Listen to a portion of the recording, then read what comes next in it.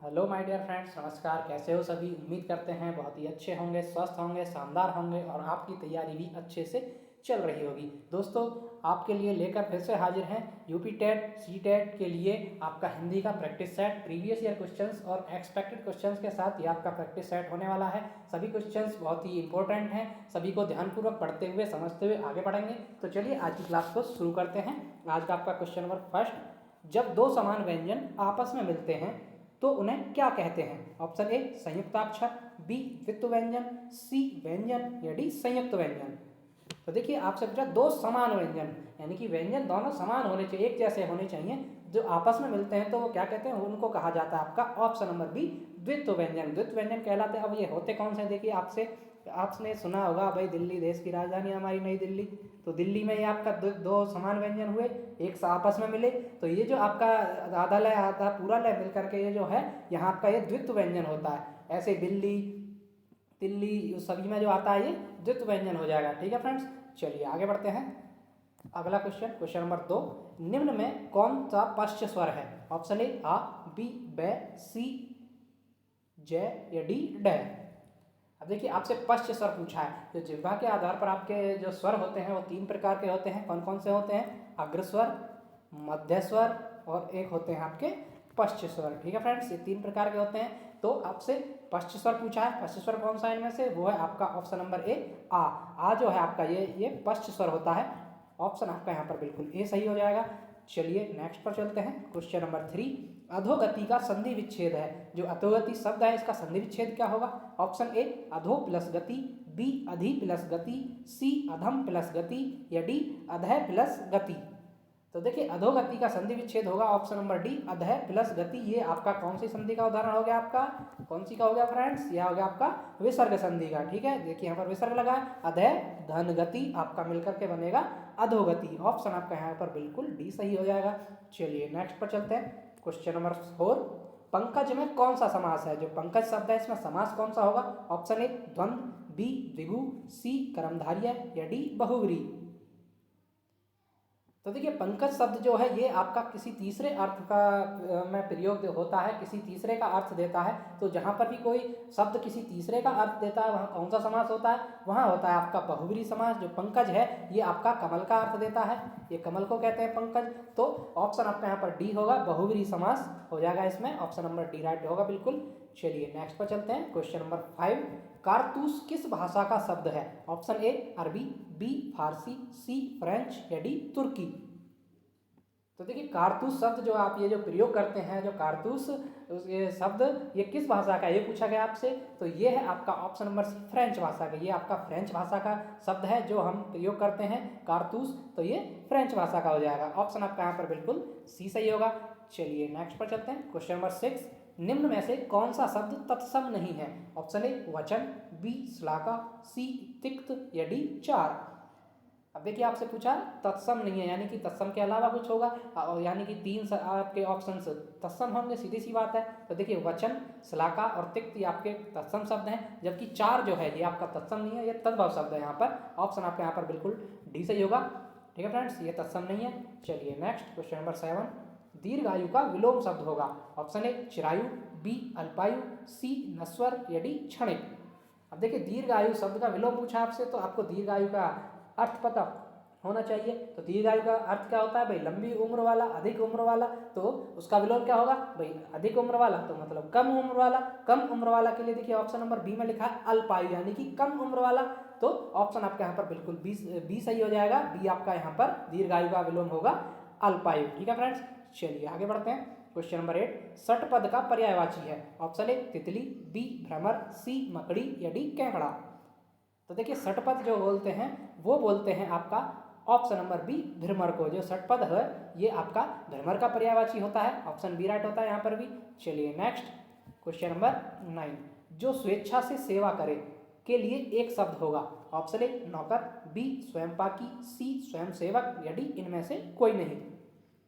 तो देखिए आपसे पूछा जो स्वेच्छा से यानी अपनी इच्छा से किसी भी उसमें जा करके अपनी सेवा करे, किसी भी अपनी इच्छा से बिना किसी के द्वारा कहे जाने पर अपनी इच्छा से सेवा करे, वो होता है आपका स्वयं सेवक, यानी कि स्वयं से सहायता करने वाला। ऑप्शन आपका यहाँ पर बिल्कुल सी सही हो जाएगा। चलिए नेक्स्ट क्वेश्चन नंबर 10, इनमें से कौन सा शब्द अपेक्षा का अर्थ नहीं है? ऑप्शन ए आशा, बी उपेक्षा, सी आकांक्षा या डी इच्छा। अब देखिए अपेक्षा यानी कि किसी से कुछ अपेक्षा रखना, कुछ ये लगाव रखना, है ना। लेकिन जो उपेक्षा शब्द होता है, उपेक्षा ये बिल्कुल इसका विलोम हो जाता है। अपेक्षा मतलब किसी से अपेक्षा रखना, उपेक्षा करना मतलब किसी को किनारे कर देना एक तरह से, उपेक्षा करना भाई वो उससे मतलब नहीं रखना एक तरह से। तो ऑप्शन बी जो है यहाँ पर ये अपेक्षा का अर्थ नहीं होता है, जबकि अपेक्षा का अर्थ आशा भी होता है, आकांक्षा भी होता है और इच्छा भी होता है। यहाँ पर बी ऑप्शन राइट हो जाएगा। चलिए नेक्स्ट क्वेश्चन नंबर 11,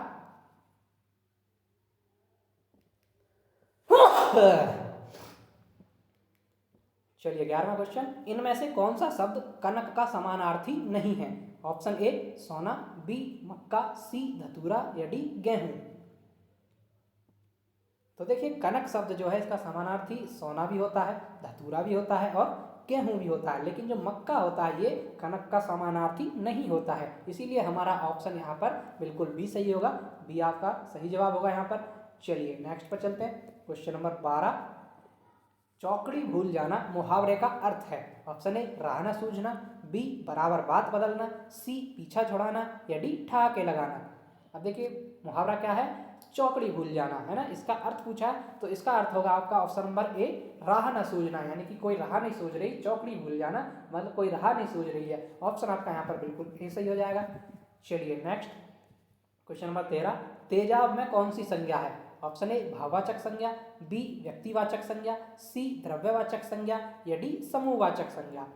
अब देखिए तेजाब में कौन सी संज्ञा होगी? संज्ञा आपकी देखिए होती है भाववाचक, जिसमें भाव की प्रधानता, व्यक्तिवाचक किसी व्यक्ति विशेष स्थान का नाम होता है, द्रव्यवाचक जहाँ किसी चीज़ को माप तोल सकते हैं वो द्रव्यवाचक होती है, समूहवाचक जो आपकी भीड़ में इकट्ठा रहती है, एक तरह से समूह में रहती है, वो समूहवाचक होती है। तो आपका तेजाब क्या है? तेजाब को माप तोला जाता है भाई, मापा जाता है लीटर में, है ना। तो वहाँ आपकी द्रव्यवाचक संज्ञा हो जाएगी। ऑप्शन नंबर सी यहाँ पर तेजाब आपकी द्रव्यवाचक संज्ञा होगी।